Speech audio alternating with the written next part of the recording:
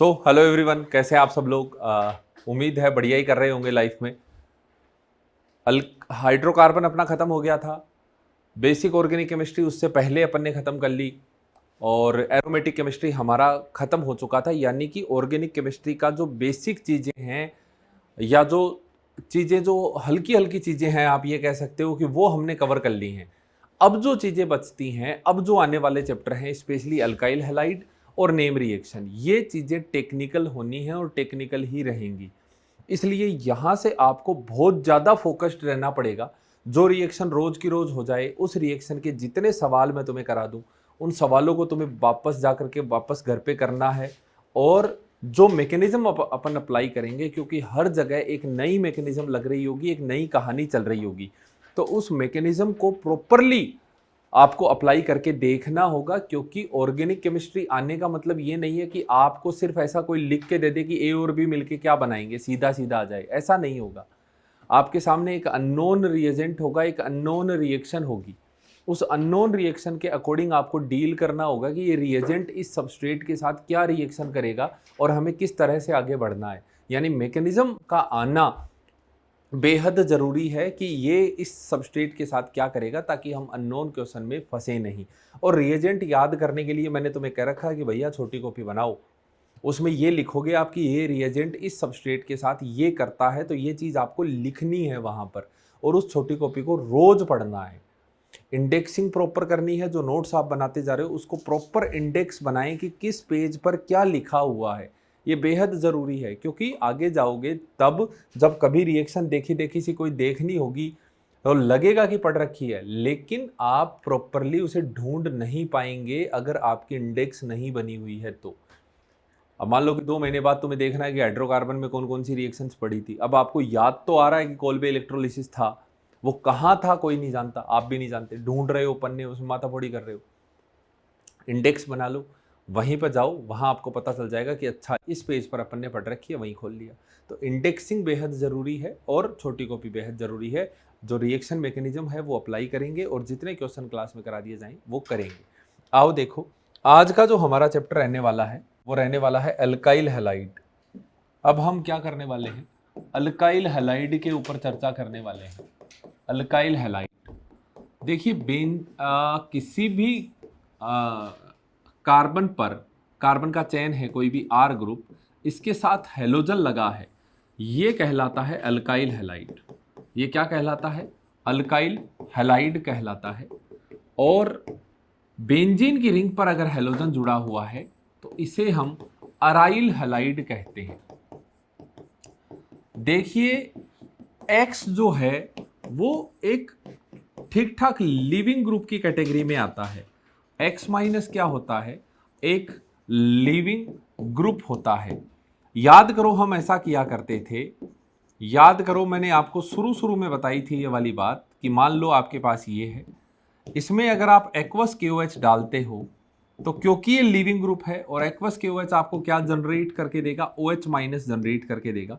ये निकल जाए पोलर सॉल्वेंट में और OH माइनस इसकी जगह आके लग जाए, CH3 CH2OH, इस तरह की कोई घटना हो जाए, या फिर आप इसमें CH2H CH2Cl ये है, इसमें आपने अल्कोहलिक KOH डाल दिया, अल्कोहलिक KOH से ये Cl हटा और इसके साथ में ये H हट गया, तो ये एल्कीन बन गई।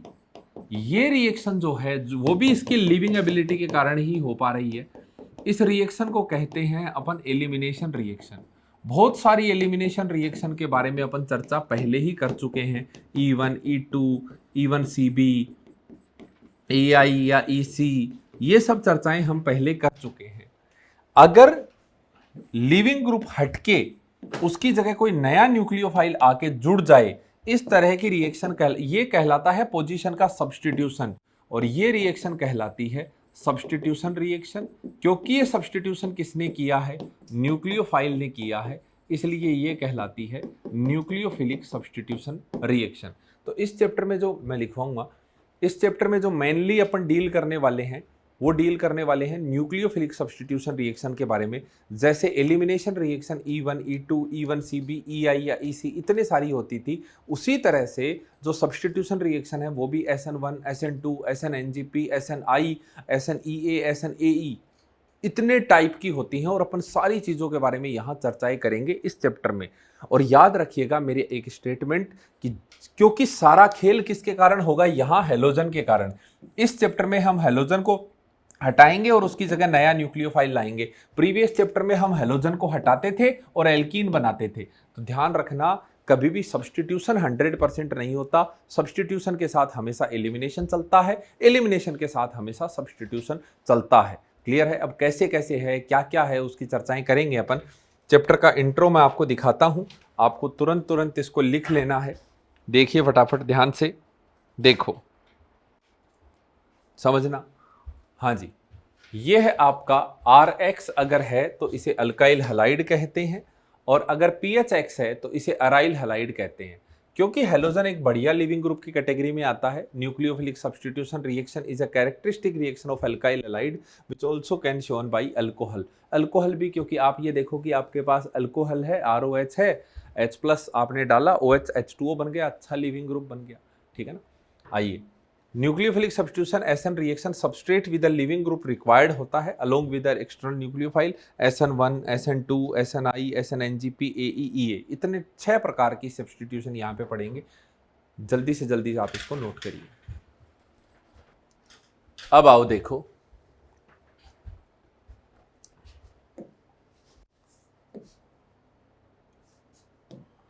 अब देखो मेनली हम SN1 और SN2 की चर्चा करेंगे अभी।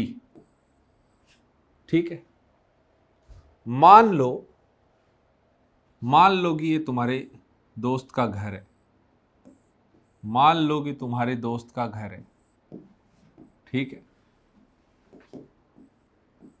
घर है तुम्हारे दोस्त का। ठीक है? और इस घर में 2 दरवाजे बने हुए हैं, एक आगे वाला दरवाजा और एक पीछे वाला दरवाजा। समझना कहानी ध्यान से। 2 दरवाजे इस घर में बने हुए हैं, आगे वाला दरवाजा और पीछे वाला दरवाजा। ठीक है? ये 2 दरवाजे हैं और आप इस घर में रहते हैं। आप इस घर में रहते हैं अपने पिताजी के साथ। आप इस घर में रहते हैं अपने पिताजी के साथ। ठीक है? आपने क्या कर रखा है, एक दोस्त बना रखा है। ये आपका दोस्त है। जब दोस्त आपको मिलता है तो आप पढ़ाई लिखाई पे ध्यान नहीं देते। ठीक है ना? आप मस्ती करते हो। इसलिए पिताजी को ये दोस्त बिल्कुल पसंद नहीं है। पिताजी को ये दोस्त बिल्कुल पसंद नहीं है। हाँ, अब आप देखो कहानी क्या है। अब 2 तरह के ये दोस्त होते हैं। ये दोस्त है ना, फ्रेंड है। 2 तरह के दोस्त होते हैं। एक तो वो दोस्त जो थोड़ा ज्यादा डेयरिंग हो जाता है, वो कहता है कौन पिताजी, मेरा क्या कर लेंगे, और मैं आ रहा हूं घर पे, आऊंगा मैं तो। ठीक है भाई साहब। एक तो वो कि पिताजी मेरा क्या कर लेंगे, मैं तो आऊंगा। ठीक है? लेकिन थोड़ा टेक्निकली ये कहता है कि थोड़ा सोच समझ के यार मेरा भी ख्याल कर ले। ठीक है ना? थोड़ा तो मेरे बारे में सोच। पिताजी के सामने आएगा तो पिताजी ऐसे तुझे कुछ नहीं कहेंगे, तू तो डेयरिंग बन के आ जाएगा, मेरा क्या होगा। तो कह ठीक है, पिताजी के जाने का, घर से जाने का टाइम बता। तो पिताजी का घर से जाने का टाइम मान लो सुबह 9:15 है। तो ये दोस्त जो है ये भी बिल्कुल एग्जैक्टली 9:15 पे पहुंच गया। ये कह रहा मैं तो आऊंगा, जिद करके बैठा, डेयर डेविल है, कह रहा मैं तो आऊंगा। ठीक है?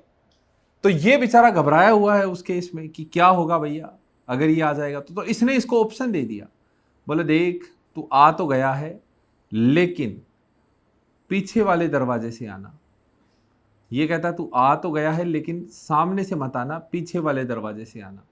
इधर से पिताजी जैसे जैसे आगे कदम बढ़ाते जा रहे हैं, वैसे वैसे दोस्त के कदम भी बढ़ते जा रहे हैं। और आप समझ सकते हो कि एक वक्त क्या आएगा, एक वक्त आएगा पिताजी यहाँ से चले जाएंगे और आपका जो दोस्त है, ये जो आपका दोस्त है, ये दोस्त घर के अंदर, समझ गए? तो ये घटना पिताजी का जाना और दोस्त का आना, लेकिन ये आया किधर से? ये आया पिछले दरवाजे से। उनका जाना और इसका आना आया किधर से है? पीछे की तरफ से आया है। तो एक तो ये दोस्त है जो इतना डेयर डेविल है, पिताजी के जाने के साथ ये दोस्त आता है, उधर से वो जा रहे हैं, इधर से ये आ रहे हैं। समझ रहे हो बात को? चल क्या रहा है? ठीक है, ये लीजिए। अब दूसरी कहानी देखो। आप दूसरी कहानी देखिए, कहानी नंबर 2। दूसरी कहानी ये है कि भैया ये थोड़ा कम डेयर डेविल है। ये कहता है कि तू एक बार पिताजी को चल जान दे। अब की बार ये कह रहा है कि आजा, कोई दिक्कत नहीं है, पिताजी हैं, भाई हैं अपने, ठीक है ना, कुछ नहीं कहेंगे। लेकिन ये थोड़ा डर रहा है, कह रहा भैया एक बार पिताजी को चल जान दे। यानी ये वीक है, ये कह रहा है एक बार चल जान दे। पिताजी जब यहां से जाएंगे, पिताजी जब यहां से जाएंगे, पूरा एकदम मैदान खाली जब होगा, तब आपका जो दोस्त है वो कदम उठाएगा और वो बिल्कुल जिधर से पिताजी गए हैं वो उधर से भी आ सकता है और पीछे वाले दरवाजे से भी आ सकता है। इसके पास अब दोनों चॉइस हैं, इधर से भी और इधर से भी। तो जो थोड़ा कमजोर दोस्त है, क्या समझे इस कहानी से कि थोड़ा कमजोर जो दोस्त है वो तो पिताजी के जाने के बाद आएगा और वो आगे से भी आ सकता है, पीछे से भी आ सकता है, क्योंकि अब कोई खतरा नहीं है। और एक थोड़ा पावरफुल दोस्त है, वो क्या करेगा, वो पिताजी जा रहे होंगे और पीछे से वो आ रहा होगा, ठीक है ना। आओ देखो, ऐसी घटनाएं हमें देखने को मिलती हैं हमारे अल्काइल हैलाइड में। हैलोजन जो है वो एक लिविंग ग्रुप है। हैलोजन को पोलर सोलवेंट में डाल रहे हो, ये निकल रहा है। इसके निकलने के साथ ही बैक साइड से नया न्यूक्लियोफाइल अटैक कर रहा है। ये निकल रहा है और ये जुड़ रहा है, ये निकल रहा है और ये जुड़ रहा है। ट्रांजिशन स्टेट यहां पर आपको देखने को मिलती है। यही रिएक्शन का रेट डिटरमिनिंग स्टेप अगर मैं कहूं तो रिएक्शन की रेट जो है वो सबस्ट्रेट और न्यूक्लियोफाइल दोनों पर डिपेंड करती है, दोनों की कंसंट्रेशन पर। इसलिए ऑर्डर ऑफ रिएक्शन कितना हो गया है? 2, और मॉलिक्यूलरिटी भी हो गई है 2। ये रिएक्शन ऐसी जिसमें अब X निकलेगा, ट्रांजिशन स्टेट बनती है, ये ट्रांजिशन स्टेट है। आप समझ पा रहे हो? अगर प्योर चार्ज जनरेट हो जाता है तो मैंने पहले पढ़ा चुका हूं तुमको बीओसी में, अगर इस तरह से बनती है पार्शियल बॉन्डिंग स्टेट तो इसे ट्रांजिशन स्टेट कहते हैं। और प्योर कोई चार्ज आ जाता है दैट इज इंटरमीडिएट। तो ट्रांजिशन स्टेट बनी, अब X निकला और न्यूक्लियोफाइल आया, न्यूक्लियोफाइल आके जुड़ गया नया वाला। कहाँ पे? आपके सबस्ट्रेट पर। लेकिन किधर से आके जुड़ा? बैक साइड से आके जुड़ा। तो मान लीजिए कि आपका कार्बन ये था, मान लीजिए कि आपका कंपाउंड ये था ClH, आपका यहाँ पे CH3 और यहाँ पर हो गया कोई भी D। तो अब कोई नया न्यूक्लियोफाइल आता है, वो नया न्यूक्लियोफाइल अगर बैक साइड से आ रहा है तो यहाँ भैया कॉन्फ़िगरेशन जो है वो बदल जाएगा, क्योंकि अटैक किधर से हुआ है? बैक साइड से। अगर ये R था तो ये S हो जाएगा। इस तरह से कॉन्फ़िगरेशन का बदलना ये कहलाता है वाल्टन इन्वर्जन। इसे हम क्या कहते हैं? वाल्टन इन्वर्जन कहते हैं। तो SN2 रिएक्शन में आपको इन्वर्टेड प्रोडक्ट देखने को मिलता है। SN2 में क्या देखने को मिलता है? इन्वर्टेड प्रोडक्ट देखने को मिलता है। कॉन्फ़िगरेशन बदल जाता है, चेंज हो जाता है, R का S, S का R, ठीक है। अब देखो इसमें हो क्या रहा है। अगर आप टेक्निकली देखोगे, आप देखिए R से लीविंग ग्रुप निकल रहा है, न्यूक्लियोफाइल अटैक कर रहा है और ट्रांजिशन स्टेट बन रही है। ट्रांजिशन स्टेट बन रही है, ये बन रही है। तो अब क्या होना चाहिए इस रिएक्शन के लिए? ये पावरफुल होना चाहिए, ये पावरफुल। हमें कैसे पता चलेगा कौन पावरफुल कौन बिना powerful? Negatively charged nucleophile, negatively charged nucleophile जो होंगे वो सब पावरफुल न्यूक्लियोफाइल होंगे, along with ammonia and amines, ammonia and amines 1 degree 2 degree, इस तरह से ये सब पावरफुल न्यूक्लियोफाइल होंगे जो कि SN2 को फेवर करेंगे। ये है आपका सबस्ट्रेट। तो सबस्ट्रेट पर क्योंकि ये साथ साथ अटैक हो रहा है तो ये लेस हिंडर्ड होना चाहिए, साथ साथ अटैक कर रहा है, यहां हिंड्रेंस कम होनी चाहिए, यानी 1 डिग्री ज्यादा होगा। 3 डिग्री में तो SN2 होता ही नहीं है। लिविंग ग्रुप, ये गुड लिविंग एबिलिटी यहां पर होनी चाहिए, गुड लिविंग ग्रुप होना चाहिए क्योंकि ये निकल रहा है, ये भैया निकल रहा है। I- अच्छा लिविंग ग्रुप होता है as compare to Br-, as compare to Cl-, as compare to F-। ये अब आगे आ जाओ, इधर प्रोडक्ट साइड में क्या बनी? Transition state. ट्रांजिशन स्टेट कैसी बन रही है? नेगेटिव चार्ज वाली बन रही है। तो अगर कोई माइनस इफेक्ट वाला, नेगेटिव यानी -I -M ऐसा कोई ग्रुप लगा हुआ है तो रेट ज्यादा हो जाएगी। तो हमें कौन कौन से फैक्टर ध्यान में रखने हैं? न्यूक्लियोफिलिसिटी, हिंड्रेंस, लिविंग एबिलिटी और स्टेबिलिटी ऑफ ट्रांजिशन स्टेट, ये सारे फैक्टर हमें ध्यान रखने हैं।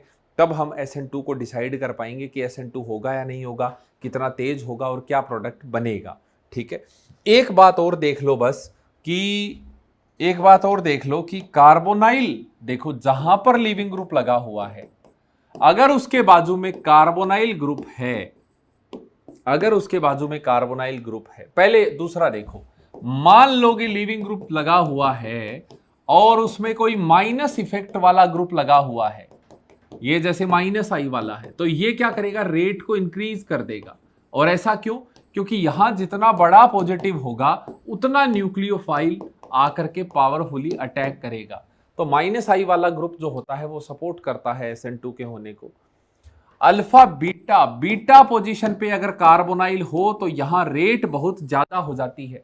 कारण है, कारण क्या है कि जब मान लो आपके पास ये टेट्राहेड्रल था, मान लो आपके पास कौन था?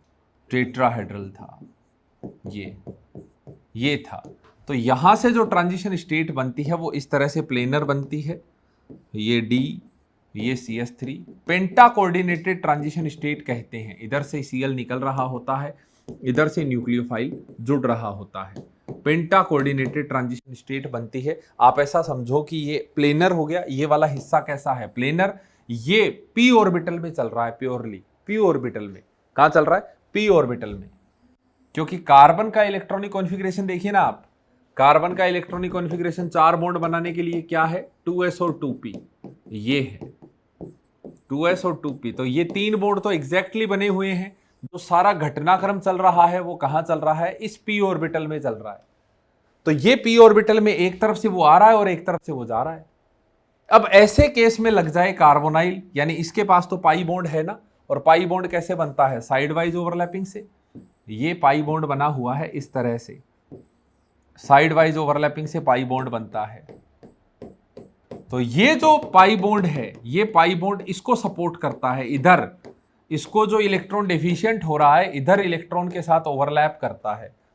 तो आपको क्या ध्यान रखना है कि अगर बीटा पोजीशन पर कार्बोनाइल लगा हुआ है उसमें SN2 की रेट बाय डिफॉल्ट बहुत ज्यादा होती है। अब देखना, एक एक चीज को समझना और स्क्रीनशॉट लेते जाना कि मैं तुम्हें कैसे कैसे समझा रहा हूं। आओ देखो, लिखने का काम अब आप घर करेंगे और स्क्रीनशॉट लेते जाएंगे। ये मैंने तुम्हें बता दिया, RX अल्काइल हैलाइड है, PHX अराइल हैलाइड है, X लिविंग ग्रुप, और ये इतनी सारी ये। सबसे पहले अपन बाईमोलिकुलर न्यूक्लियोफिलिक सब्स्टिट्यूशन रिएक्शन की बात करेंगे, दैट इज SN2।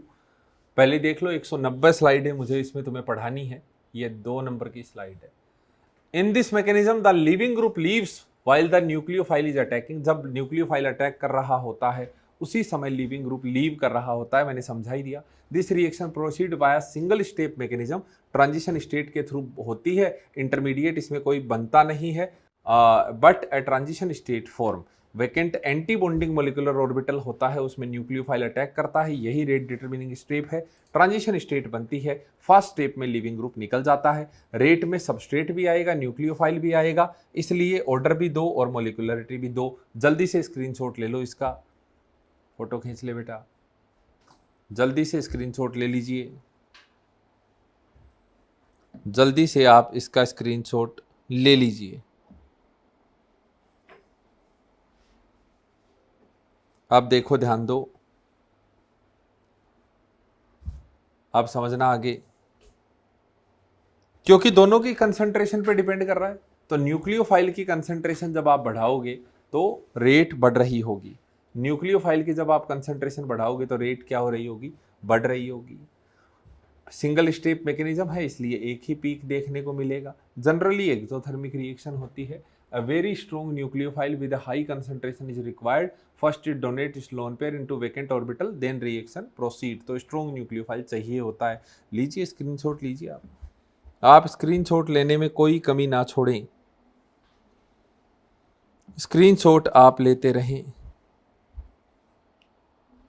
चलिए अब देखो, ध्यान दो आगे, कौन होता है स्ट्रॉन्ग न्यूक्लियोफाइल? जितने भी नेगेटिवली चार्ज न्यूक्लियोफाइल हैं, along with ammonia and amines, along with ammonia and amines लिखा होगा इसमें, हाँ, along with ammonia and amines are the neutral nucleophile which can show SN2।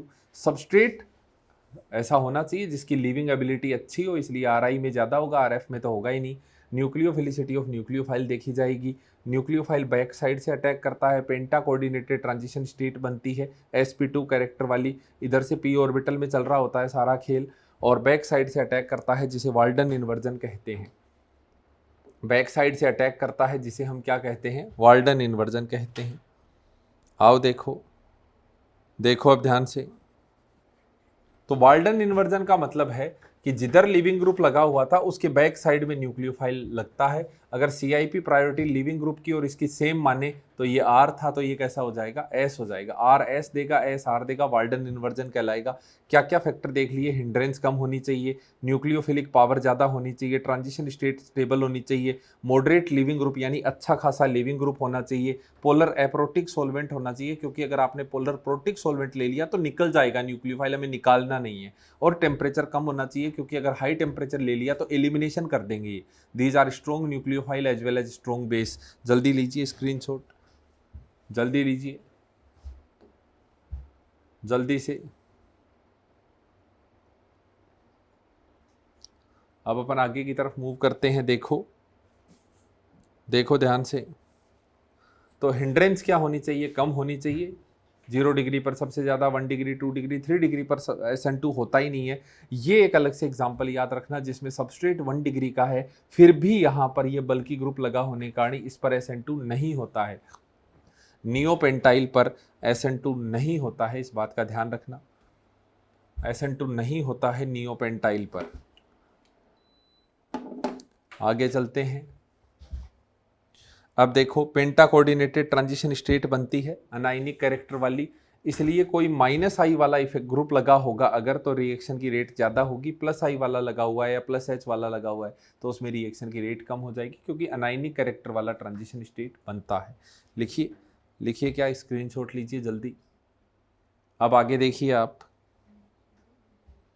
अगर बीटा पोजीशन पर कार्बोनाइल लगा हुआ है तो उसकी रेट ज़्यादा हो जाएगी, क्योंकि p ऑर्बिटल आपस में एक दूसरे के साथ ओवरलैप कर रहे होंगे, ये मैंने समझा ही दिया। Pi bond on the beta carbon present due to overlap of p orbital in the transition state, SN2 की रेट ज़्यादा हो जाएगी। बीटा पर कोई भी डबल बॉन्ड वाला होना चाहिए, उसमें रेट ज़्यादा हो जाएगी। आई थिंक ले लिया होगा आपने स्क्रीनशॉट।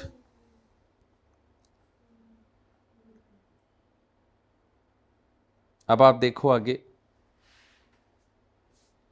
तो यहाँ अगर मैं बात करूँ कि वेरियस पोजीशन पर SN2 हो रही है, तो सबसे ज़्यादा रेट से कहाँ हो रही होगी, यहाँ हो रही होगी। क्योंकि यहाँ बीटा पोजीशन पे कार्बोनाइल है, ये लेस हिंडर्ड है। यहाँ तो होगी नहीं क्योंकि ये 3 डिग्री का है, तो 1 नंबर और 2 नंबर, 1 नंबर पर सबसे ज़्यादा और 2 नंबर पर कम हो रही होगी। लिख लीजिए, ले लीजिए स्क्रीनशॉट, ले लो स्क्रीनशॉट, ले लो।